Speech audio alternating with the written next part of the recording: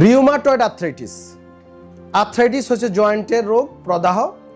প্রায় 200 প্রকারের উপরে আর্থ্রাইটিস রোগ পৃথিবীতে আছে এবং এই রিউমাটয়েড আর্থ্রাইটিস সাধারণত মহিলাদের বেশি হয়, পুরুষদের হয়ে থাকে। সেকেন্ড ডিকেডস অফ লাইফ, মানে বয়স একটু বাড়ার সাথে সাথে, যখন কিশোর কিশোরী যুবতী এই বয়সে, মধ্য বয়সে এই রোগটা বেশি প্রকাশ পায়। প্রতিটা জোড়া, স্পেশালি যে হ্যান্ড জয়েন্ট, পায়ের আঙ্গুল, ছোট ছোট জোড়াগুলো বেশি এফেক্টেড হয়, সকালে ঘুম থেকে উঠতে পারে না। এই রোগের চিকিৎসায় অনেকের ধারণা শুধু ঔষধ। হ্যাঁ, ওষুধ প্রয়োজন আছে, কিন্তু ঔষধের রোল সার্টেন লেভেল পর্যন্ত।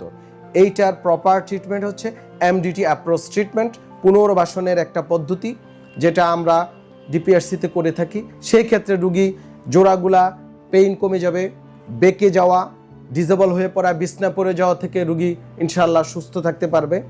এই পদ্ধতি একটা কম্বিনেশন পদ্ধতি, এই পদ্ধতির মাধ্যমে রুগীরা ভালো থাকতে পারে। সো আমাদের এই ব্যাপারে সচেতন হতে হবে। শুধু ওষুধ নির্ভর, শুধু ব্যায়াম নির্ভর, শুধু থেরাপি নির্ভর চিকিৎসা এই রুগীগুলো ম্যানেজ করা সম্ভব না।